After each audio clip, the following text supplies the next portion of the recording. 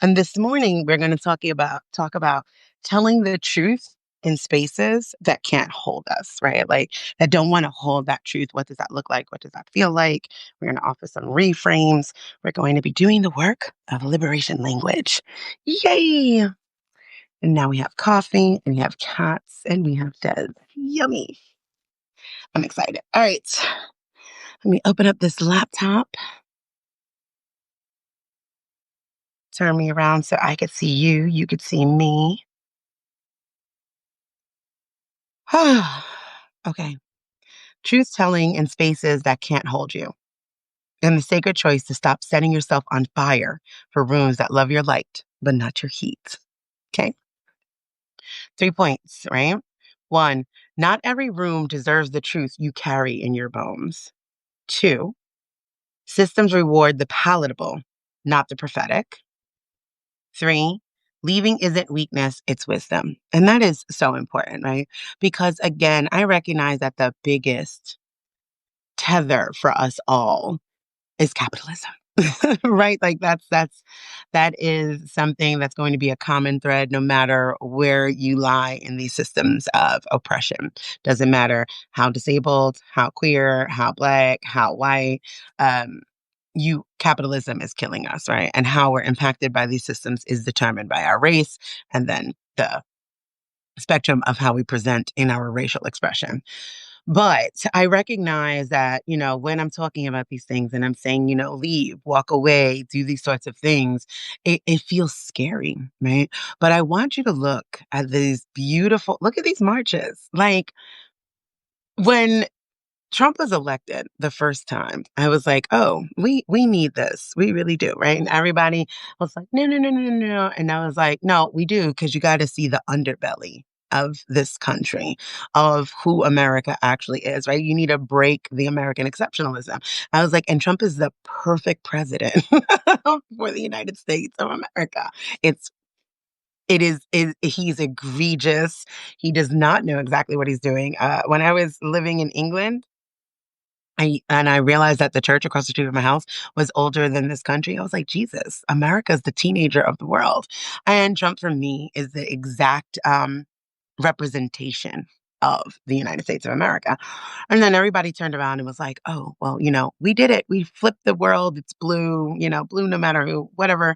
And I was like, oh, this is just an excuse to, hide away from the truth, right? We have to start speaking these truths. We cannot continuously brushing it under the rug. It's not that bad. We live in a post-racial America. Oh no, we're so progressive. And I'm like, there are people that still have not seen a Black person in real life, like in this time of age, right? Like we have to recognize that America is still a rural place.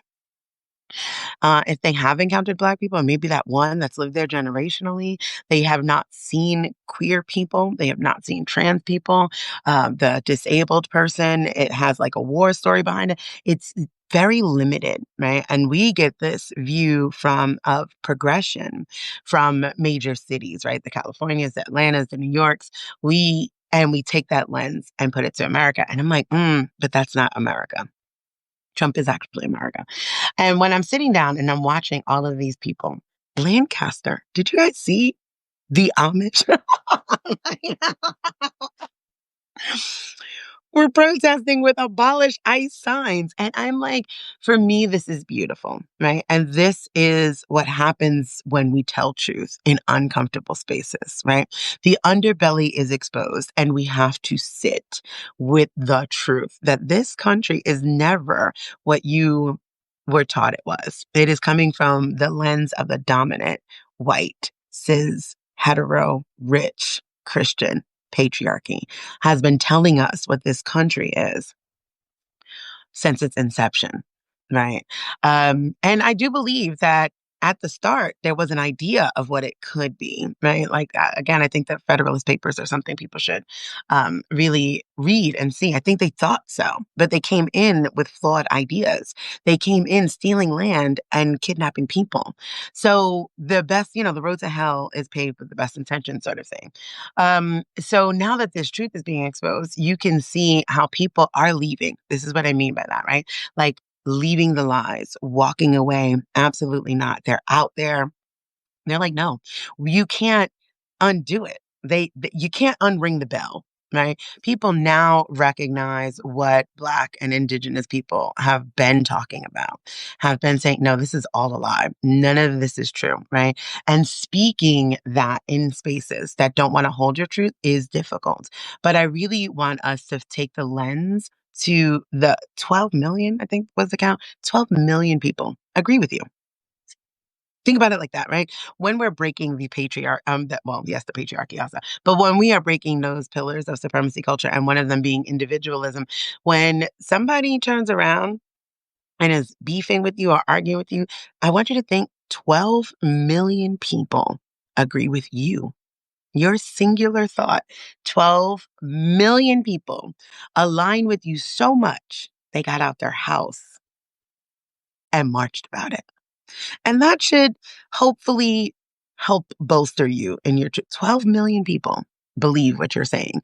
12 million people said, fuck this, got up, made signs, came with gas masks, boogie boards. They were ready to die, be arrested, be ousted on their jobs, lose it all. 12 million people were ready to risk it all for truth. So you are not alone in this, right? Break the individual mindset. And I know that many people are going to be alone in certain spaces, but collectively, we're tapping into that collective community energy. 12 million people are willing to die about that idea, willing to go to jail. Okay? Sit with that truth. Dinah says we needed to see the underbelly. Absolutely. Sarah, what did you not see? Oh, yeah, the Amish. Yeah, I'm sorry, I had to keep scrolling. Yeah, Lancaster, Pennsylvania had a huge turnout, right? Huge for what's in Lancaster, Pennsylvania. Yes, yes. I was like, I see you. And we love to see it. And it's a start, right?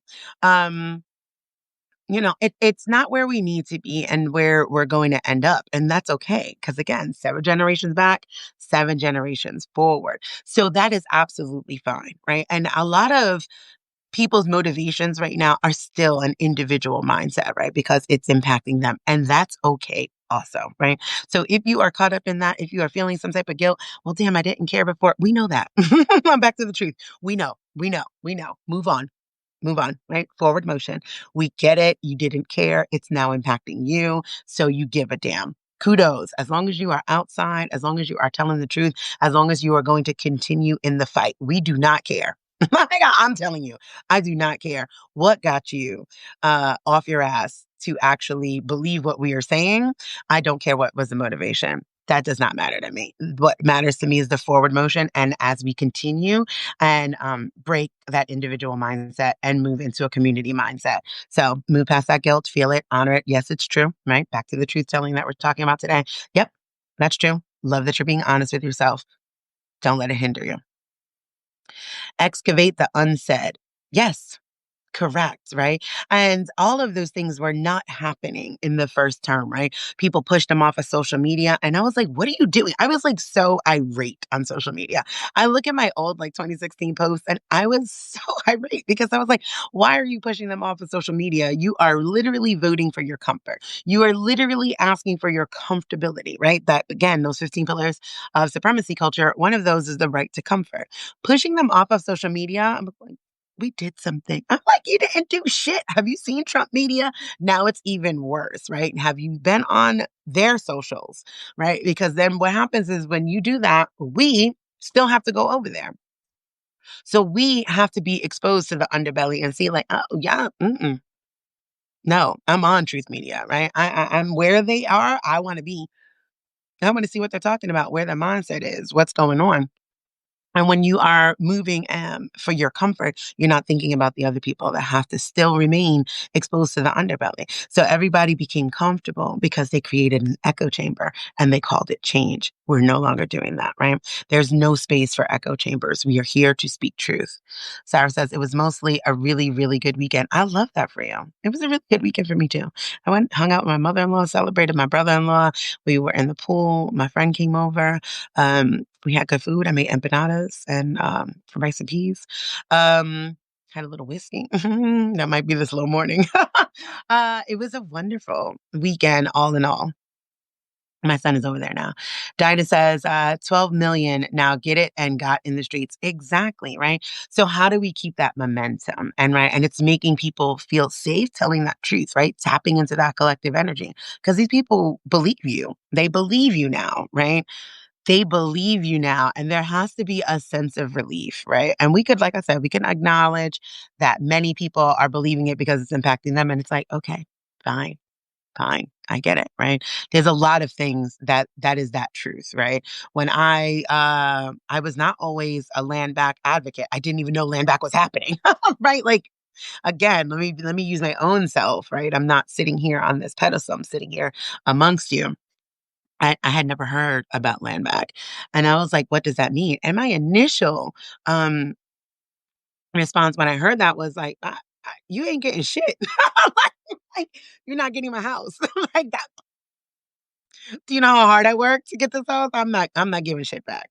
Right. Like, so I can understand the confusion. Right. And I asked on TikTok. So this is a recent thing for me too. That I'm sure land back and that idea has always been happening, but it was not in my purview because it was not impacting me. And we just have to be honest about that. And now my answer to it all is land back globally, right? Globally. I had to learn about it thinking, like locally, acting locally, thinking globally, right? So when I learned and I asked on TikTok, I was like, would someone be willing to educate me, preferably from the Indigenous community? And Noni and I are still friends now. She went on live with me because I was like, I'm willing to do this in public and make a fool of myself, but to show people that it's okay. Right. And I was like, no, and I shared with her, those are my first thoughts. Like, you're not, I become a really Republican white man when it comes to, it sounds like you want to take my home. like, and she explained it to me and I was like, oh my God, that makes so much sense, right? Stewardship of the land, um, caring for it, going back to indigenous practice. And I'm like, yes, re-indigenize globally, right? And then it clicked through me and I'm like, oh, that's the same issue in Ireland, right? In 2025, Shady says hi. In Oh, we did 2025, that from my art class. Can you do my hair? kids, you could be bleeding out and kids would not care. Yeah, actually. But let me finish doing my live, Done. please. But girl, take this on somewhere. Put it in the microwave. Disgusting. Anyway, the point of it is it's okay. I have to take a bite, right? It's like mom's hacks, so part of me. The point of that is it's okay. We don't know what we don't know. And now that you know, even though we've been screaming it forever, the Indigenous was screaming it forever too, and I didn't know, right? And then I had to grapple with that and sit with those griefs and sit with those truths, and then make a choice. And my choice was to become an advocate for land back in without ceasing, right? And that is, hey, you can't hear you. Okay, I can hear you though, and I'm on my live, and so it's okay. That's my point. It is okay. You're here now. Please just don't leave. That's it, right? Do this without ceasing to your capacity. Tina says, I got to see the Amish now. That's moving. Yeah. I mean, like anybody in Lancaster, but put it this way, anybody in Lancaster, Pennsylvania, in my mind, is Amish, but, or Amish adjacent. I'm not seriously, because I recognize that they're their own insular group. But yes, they were also out there. And I think that that's kind of beautiful. Ariana says the protest was so encouraging. 500 people in a small conservative town. And that is beautiful when you really think about it. Because let me tell you what it is, it's disruptive. Because when you live in these small, isolated places, like a small town, like a Lancaster, there's an assumption that there is a camaraderie and a shared thought amongst us, right? When you are, as white people, y'all know this, like white folks will just assume you are racist because you're white. And as someone who grew up inside of white spaces, and the assumption that they assume that of me, and I'm like, do you see me? and what's happening right now, right? But, they will spew anti-blackness or, actual racist shit. And I'm just like, wow, this is a wild experience, but the I don't see color shit is really real, and who they're socialized around is who they are freely speaking to, especially when they see you as family, et cetera, et cetera. So there is this idea that we share the same ideas because we're in the same spaces and places. And so when you have a small town that shows up 500 strong, right? Like at a capitol, at a building, and they're like, Jim, what? But Sandy, I thought we were friends. Yeah, I thought so too, Bob. But apparently you're a fascist and I'm just not going for it. So it becomes disruptive, right? And it disrupts that right to comfort because we should be making bigots uncomfortable. We should be making racists uncomfortable. I take a certain sort of joy in being a menace, right? I want us to be more menacing. Okay. I really think that that should be the approach. We should be making people uncomfortable with truth. Right? Very much. I am not a brush it off, right? How are you today? I'm terrible, actually. My fucking tire blew. I don't know. Or usually I ask because I still do believe in consent. You want the truth or you just want some bullshit? And I'll let them choose. No, I want the truth. Okay, well, you know what? I woke up today. It was late. I stubbed my fucking toe. It's still a good day, but this was the shit. If they're like, I can't hold that, I'm good. How are you? Right? But I think that we should be more menacing. So that is what these protests are doing. They are disrupting the lie that people will tell themselves, that people are in agreement with the way this country is run. And the juxtaposition of that and this weird wanting to show military force. And I hate that our military has to be used in that sort of way because they've already exploited the poor in order, right? Because they deem poor people disposable. That's what the military is built of, poor people, because for the empire, poor people are disposable and can die. Of course, we send our poor to war. Kill them. Who cares, right? Give them a little bit of money, they'll go. You need it. Oh, $20,000 sign-on bonus, free school. They give you socialism. The irony. Free school, medical, and some money. Guaranteed check every 2 weeks, no matter what you do. That's socialism, folks. So I hate that they're already exploited to join, but it was a beautiful juxtaposition. I think there was a 10,000 people show up for the military parade. And you could just see how selfish he is, right? Because it happens to be on his birthday. Instead of celebrating the 250 years that the Army has actually been in play, and again, I do not support the military because it is the police overseas. I damn sure support the troops that are being exploited for the past 250 years of keeping people poor so that they have to go to war in order to survive. Anywho, so sorry. Tangent right now on that one. Lancaster and York, PA is such a red area. We both had a large turnout for our area. I love that. That's what I'm saying. It's disruptive because there is an assumption that their views are the dominant narrative. And again, with that right to comfort, white people don't speak up. You don't tell truth in those spaces, right? It's uncomfortable. Oh, well, I don't really want to disrupt that. I don't want to correct my preacher, my priest, my pastor, the teacher, the educator, the guy at the bank, or whatever. You don't want to disrupt your husband and his buddies. But this is a disruption. So now move into that energy and start having those conversations. I'm not going to tell. I see you guys saying hi to Shady. I'm not going to tell her that because then she'll come back out.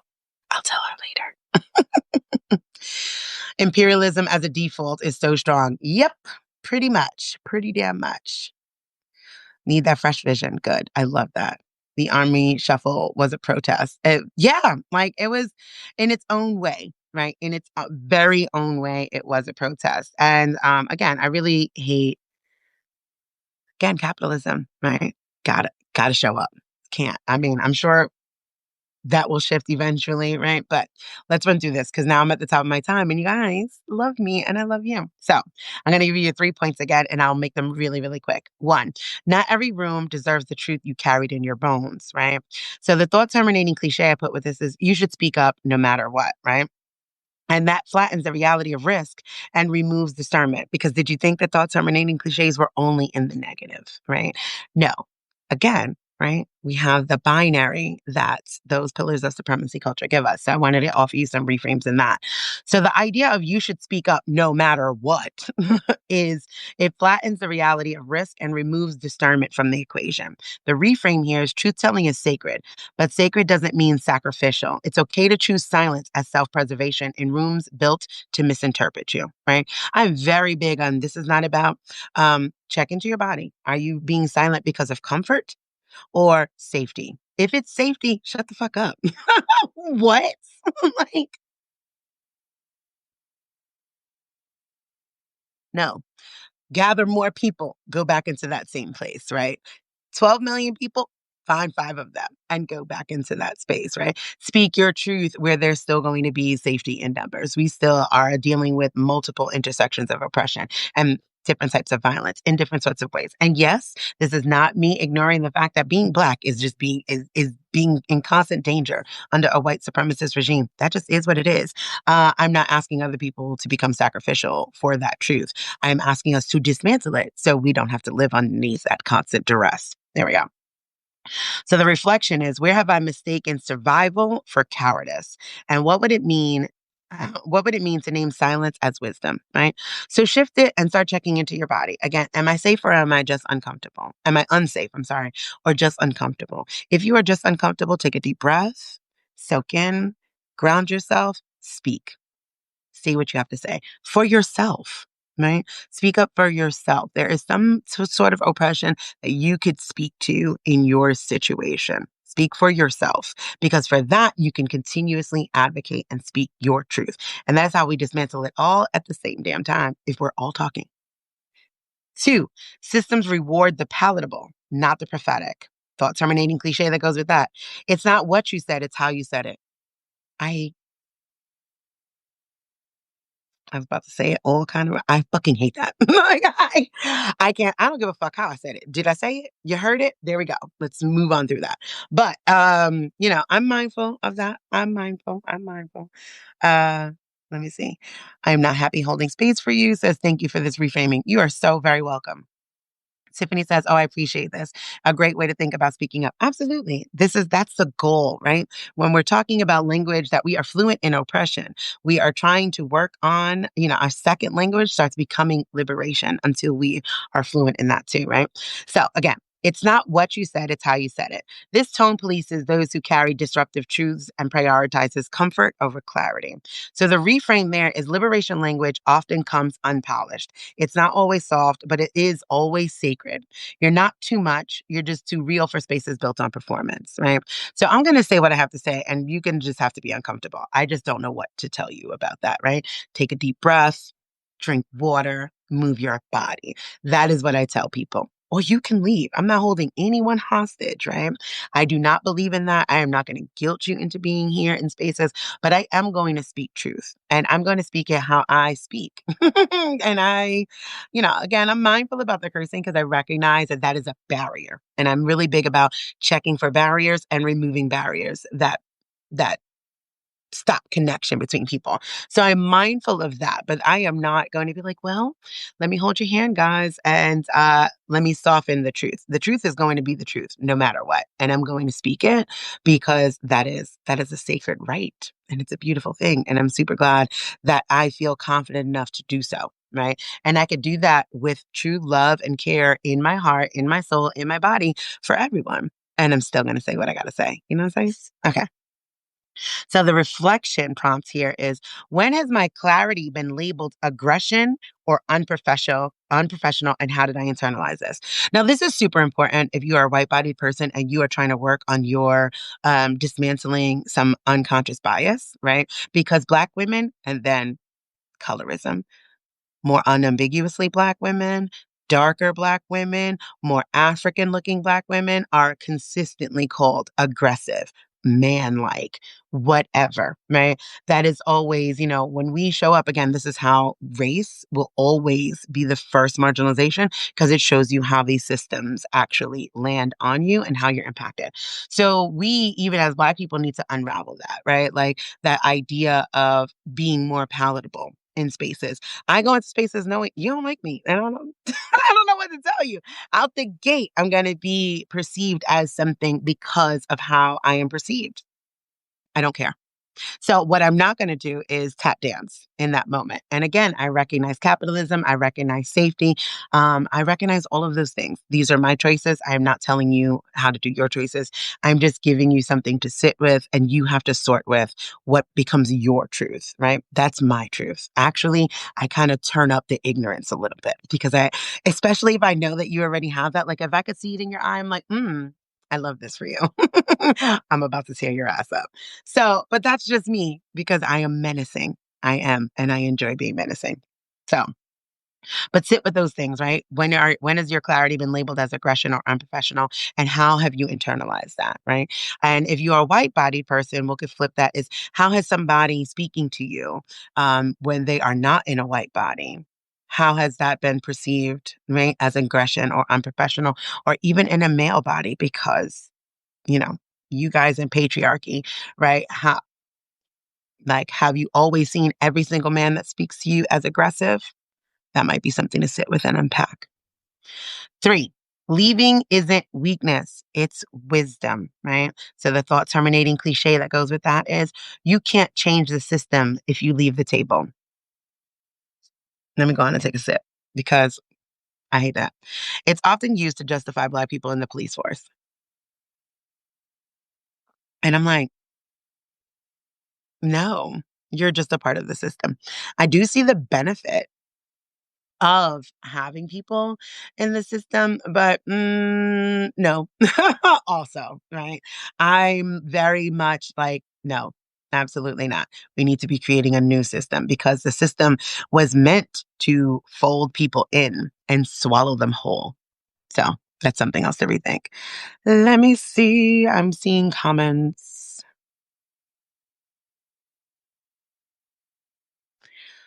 Lisa says, I always hear, Lisa, you swear too much. Oh, fucking well. No, I know. I mean, it's all the time. My kids hear that too. So we're working on them cursing in public. I'm like, it's hard for people to hear tiny humans curse.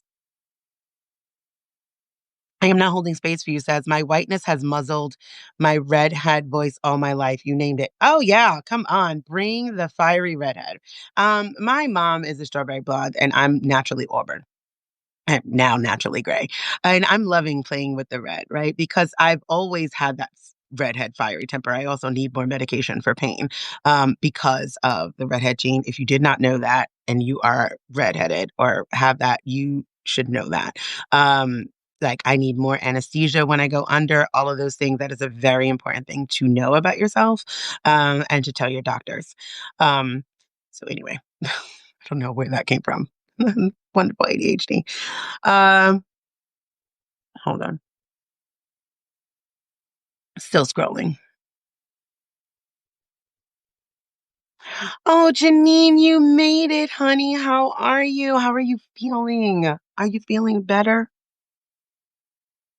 Janine just also underwent some procedure, so just wanted to check in on them. All right, final one.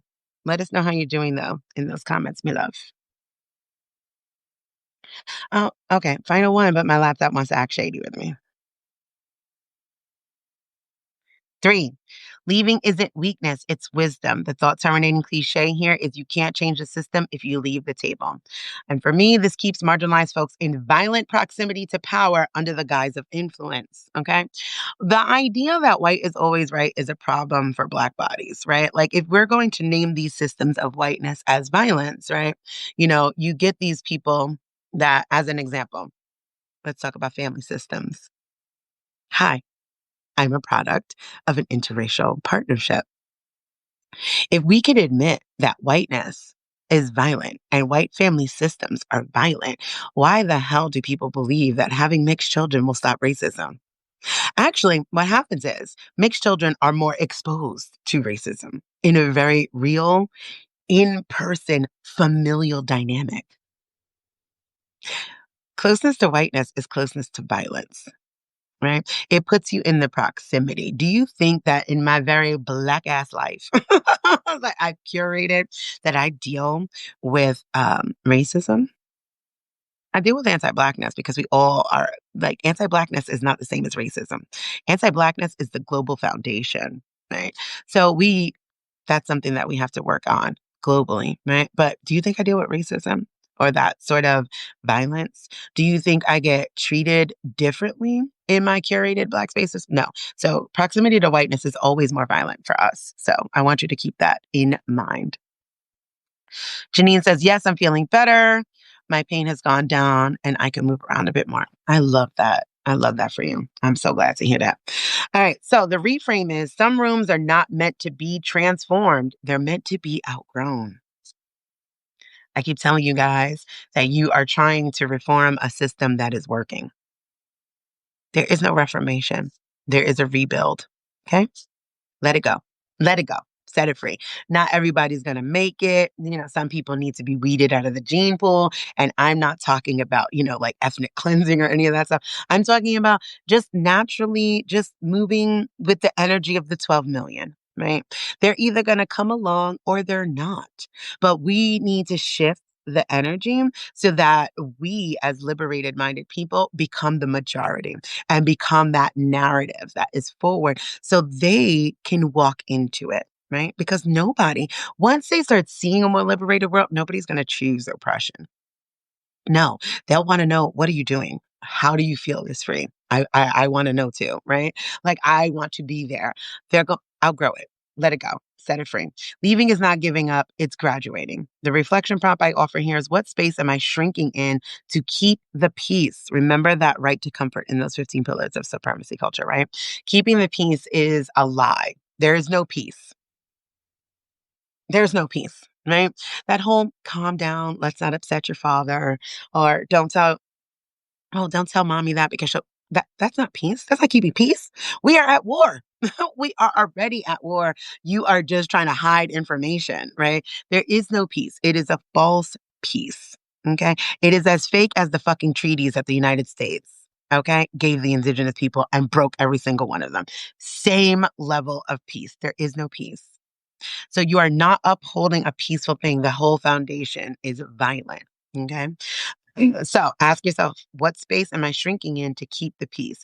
What truth would I speak if I didn't need to be understood? That's another thing. Not everybody's going to understand you. I had to, when I came into this work and, I had a lot of soul searching to do before coming into this work. Just knowing how I show up in the world, like just my perception, how I'm perceived in this world. And I wondered if I would be understood, if what I was saying was going to be understood, if the way I held space would be understood. And I had to move through it anyway. I was like, okay, this is what I should be doing. This is what I should be doing. I know that this is my truth and I allow it to evolve to whatever it needs to be. And I keep growing and moving and graduating and leaving people behind if necessary. That is okay. That's Christ-like energy, right? That's your shoulders off. Move to the next phase.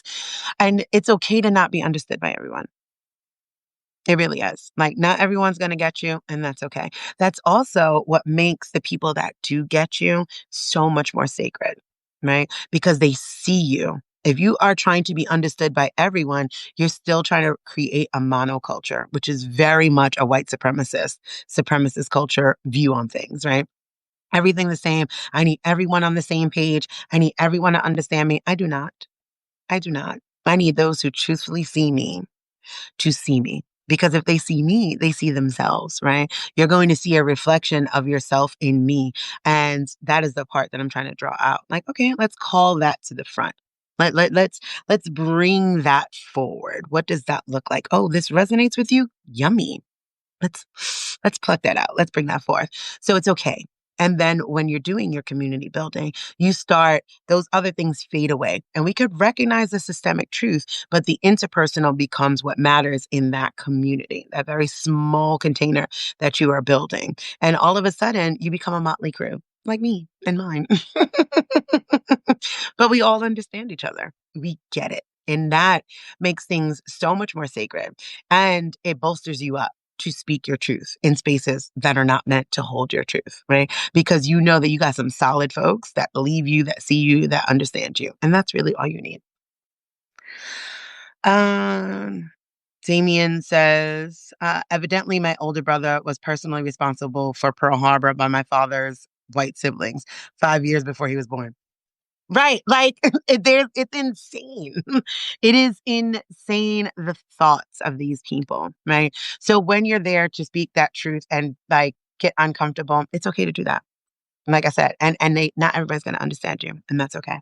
Listen, I went over my time. You guys have been so gracious. You allowed me to make my coffee.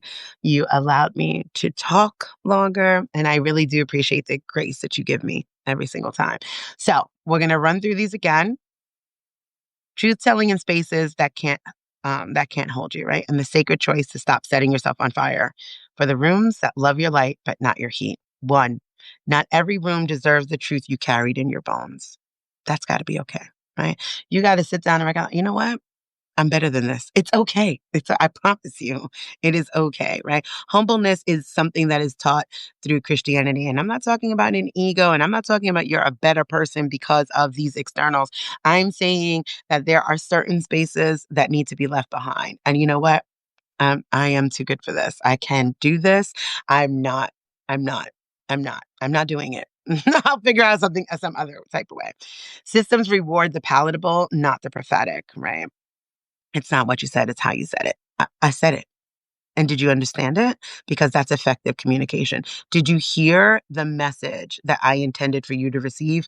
Yummy. That's effective communication. You don't have to tone police me. I don't have to speak in a high tone. I don't have to turn around. That the white woman voice, like that high pitched frequency. Let it go. Let it go. Let it go. Let it go. Let it go. Okay? Resonate. Go lower into your body. Get into that deeper resonance of your truth. Three, leaving isn't weakness, it's wisdom. It is 100% okay to say, no, no, I'm going to go where I'm understood. And again, not out of comfort, not out of comfort. I'm in uncomfortable spaces all the time, but I'm safe. One, I carry. I suggest that. Uh, but seriously on the other thing too. It's okay to turn around and say, you know what? No, because how many times can you bang your head up against the wall? Right. And that's not to say, right, this is not an out. Don't do this because y'all do this. Oh, well, Desiree said I don't have to talk to my family. That's a lie. I could talk to my family all the time about these things, right? Um, it could be leaving the conversation. There are times, and me and my family have been having these conversations for years. I will just, we're done now. We're gonna put a pin in that. We'll come back to it. Let's enjoy our time. Right. And that is also leaving. So this is not an easy out. Well, Des says like, it's not a weakness for me to cut off my family. Yeah, I find it to be lazy activism actually, because we still have to deal with your family. Leaving, sometimes is just leaving the conversation, right? To just enjoy the moment. I don't get to see my family very often. We're a very tight knit family. I'm not going to spend my entire vacation banging my head against the wall. I will drop things. I will definitely tell the truth. They knew that it's going to be uncomfortable, and they receive it. And we have really good conversations, but I do not go there to battle either. Right. That's also some wisdom and discernment. And I'm in a very safe place, but I also came to enjoy my family. Right. And that is what it is. So do with that what you must. Let me see what Carolyn said. I'm putting systems reward the palatable, not the prophetic, on a cross stitch. Fuck yes. Yeah, right? Because it's always the way I'm perceived. People listen to me. I realize that my popularity came because I look palatable, right? I'm light skinned. There's some textures I'm happening. Very vocal about being Irish, having a white mom and family, very close with white women. So there's this idea. And I'm like, I'm not your palatable Negro. I'm not. I'm militantly black. I'm not. I'm not. And you don't have to be palatable to be likable, to be heard, to speak your truth. It is 100% okay. Let them choke. I think that's what Lisa said next because I could see it on the side there. I will not be palatable. Let them choke. Yep. I don't know what to tell you. Spit it out, but be you. All right. I love you guys. We will be back on Wednesday, right? Yes, look at me getting better. So Wednesday's topic is family scripts, faith shame, and the cost of courage, right? See that? See that? So I'm going to share with you a little bit about what you can say to your family because again, this is not me telling you cut them off. That's your right to comfort that tells you that, right? If you are safe and safe is, safe is relative, then you got to do the work. But sometimes leave the conversation alone. I love you too, Lisa. Oh, I love you guys. Tiff said I can't wait. Me either. I'm super excited. All right, I'm gonna shuffle Shady to art class because now that she's been waiting patiently. So thank you, Dinah. I'm liking the blue on me too. I think I'm gonna get some more blues because I was like, oh, the kids had a graduation and it was shades of blue, and it's the first time I really like popped on some blue. And I'm like, okay, girl. Okay, I see you. I see you. So thank you. I will do that. Mwah. Bye, guys. See you on Wednesday.